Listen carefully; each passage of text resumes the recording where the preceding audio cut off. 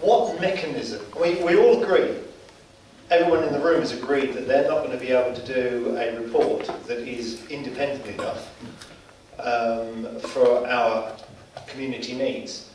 What mechanism is there available to us to stop them from being in the position that they're in? And I put that question to everyone. What mechanism is available for us to be able to stop Smith from running this report?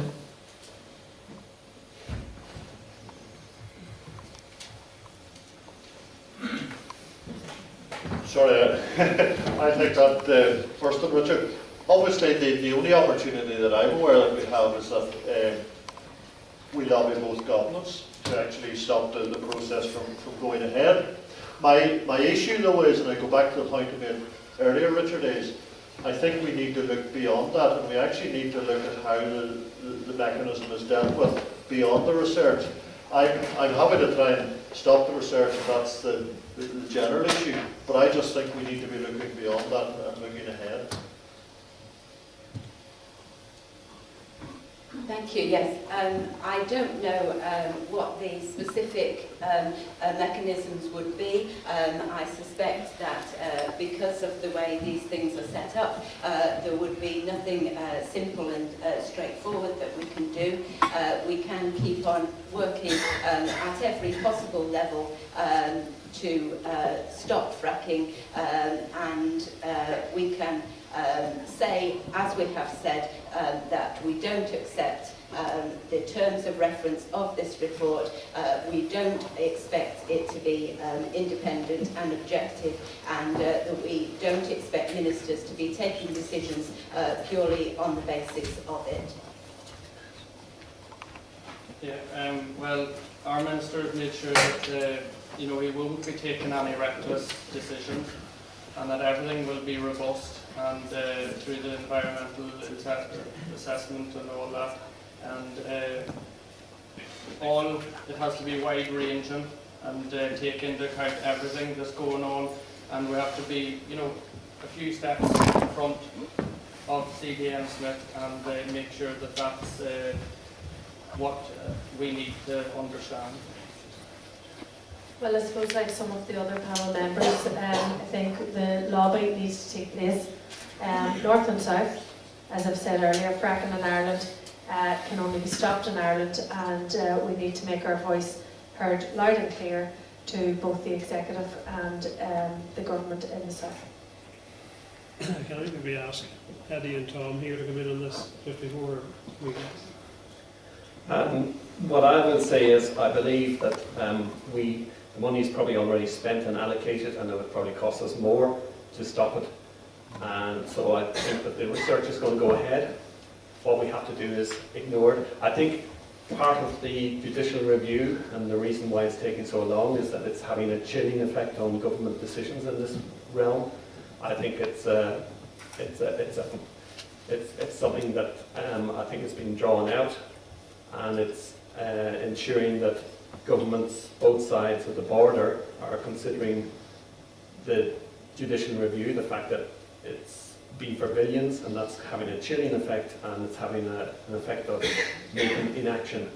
And the reality is that it's going to become us, the community, and the citizens that are actually going to have to come together with a plan to stop this, because we're going to have to say no. We're going to have to say resolutely, we do not accept this report. We're going to have to make that very clear to our politicians, and very clear to the media, and very clear to any other company that wants to come here to frack.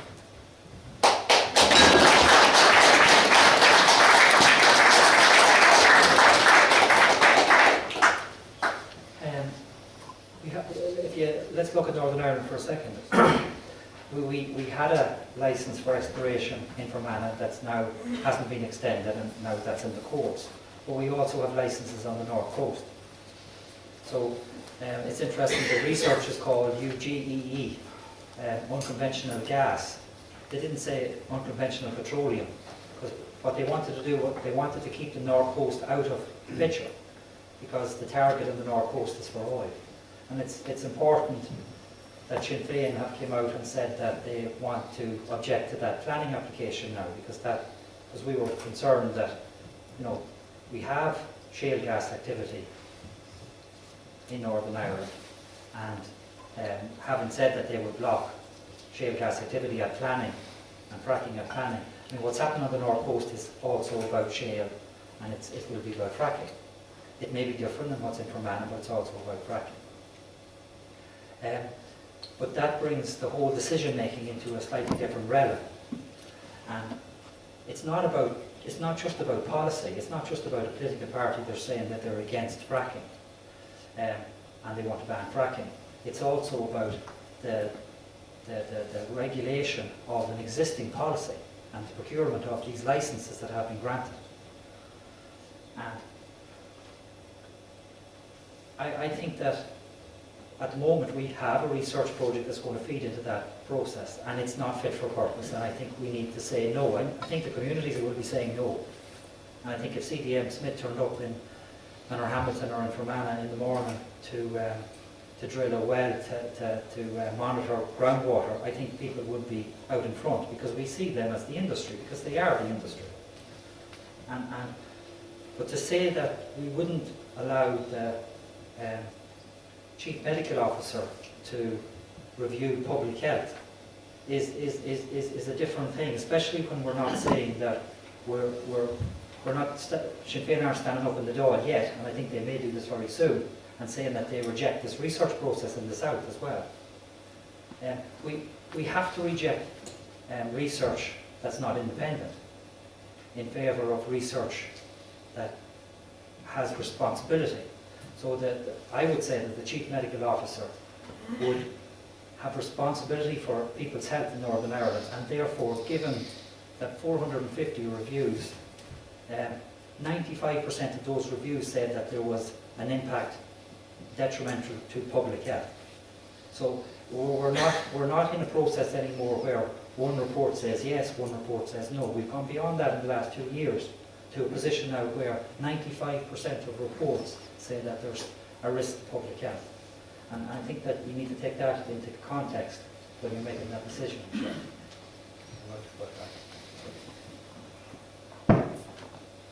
Have we anybody else down there? Good evening, folks. I would like to ask a question to the panel here as they're going forward for our Westminster election, and as the UK holds the purse strings for Northern Ireland. I am a renewable energy provider, and I'm glad to see it come up in the slide. The problem we have two issues. We are looking at gas as one issue, and then we're looking at the renewable energy. Renewable energy, our infrastructure, everybody knows turbines is out there and turbines is being erected. The problem we have, we can't erect them because there's no infrastructure. We're tied to the regulator and tied to the NIE. The grid is not there, the substation is not there, so we can't put up the product to put in renewable energy. So that's one way to look at it. Then, as I say, you're tied with the gas companies and the electric companies in Northern Ireland. All stocks and shares for electric is also tied to the gas. So the two is sold on the one stock market in Ireland, the ESP. If some of you don't know that, you know it tonight. The second issue is then when you go across the Atlantic and go to Canada and into America. You have all talked about licenses in here and this, that, and the other. The fracking is going on very much in Canada. Alberta is the sands in Alberta is the big producer of gas. They've built a massive second gas line down into the States of America. Put your hand up closer to the... Up here? Right, okay. They built gas lines down into America, and they have now outstripped the sustainability of the oil industry in America. So the stocks and shares through the oil industry and the wind, the turbines at the present moment in time, has been taken down to America and been brought to Ireland to be sold. So are we going to end up in a few years' time with a major gas industry and our country making very little money out of it? Or do we go for the more greener and sustainable energies and go that pathway for the future of our country? Thank you.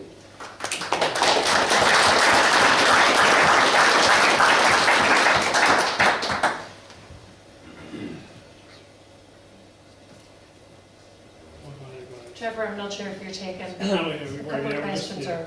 or how you want to respond. But the mic's beside me, so I'll take that one. Didn't catch your name, but yes, I agree wholeheartedly. I mean, if we put the amount of research and money into developing our renewable sector, we would have clean, green, sustainable energy for decades.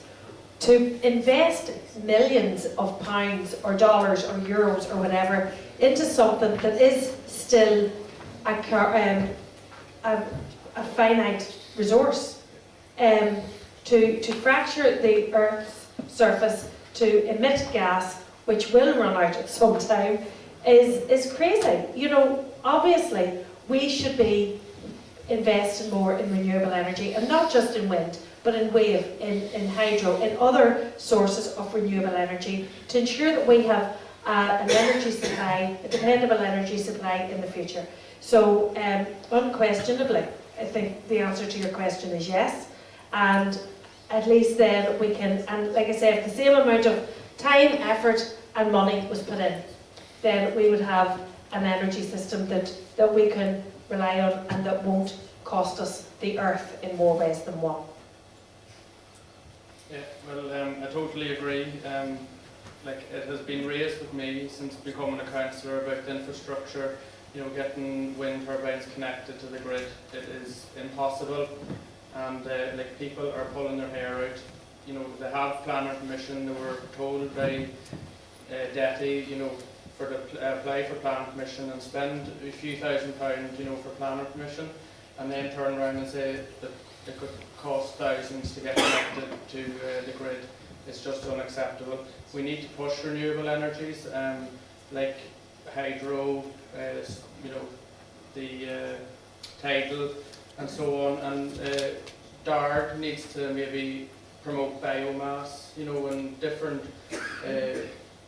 methods like that there. Money has to be put into that so that it is using renewable and you know, energy that is not going to affect human life.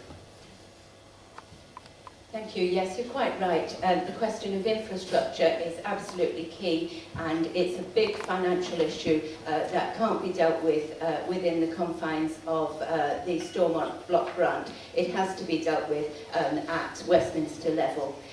We've just come to the end of a coalition government that spent 375 billion on quantitative easing. That wasn't money that was taken out of any existing budget. That was money that was created out of thin air because the government has the power to do that.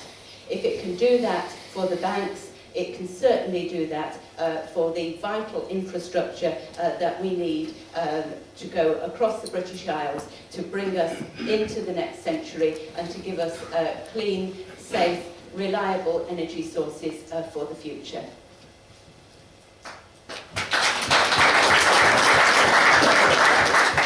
Thanks, Debbie, and obviously I'm a great supporter of renewable energy. Difficulty is not everybody is, because people don't like wind turbines in their backyard either, and there's equally as strong a lobby group against wind turbines as there is against fracking throughout Northern Ireland. There's equally as strong a lobby against the upgrade of the power lines, the electricity power lines that allow you to get the electricity into it. So don't think that the fracking is the only lobby group out there that's opposed to anything. There's equally as strong a lobby group in wind turbines against wind turbines as well. So I do think there are opportunities, you're quite right, but we need the infrastructure to be able to do it, and the infrastructure needs upgraded. That's the reality for us to get that renewable energy source put into the grid system. So I think you're right in that respect, but again, there's work to be done, and not everybody's happy with that work about to be done.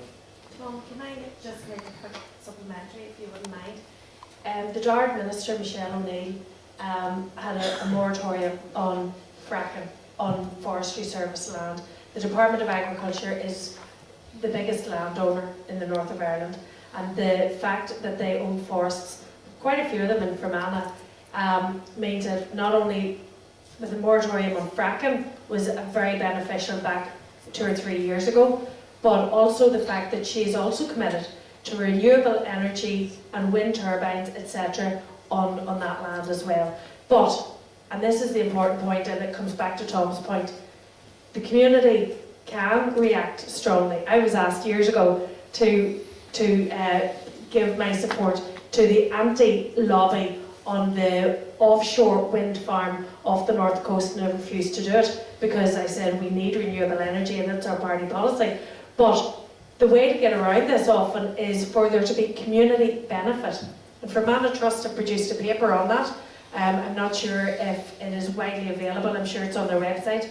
But where there is community benefit, that community resistance to renewable energy is likely to go away. And the fact that it doesn't damage people's health is a huge difference to companies coming in like Tambourne and trying to destroy our landscape, our tourism and our agriculture, and walk away with community poisoned and no benefit whatsoever to the people that they're pushing out of their homes.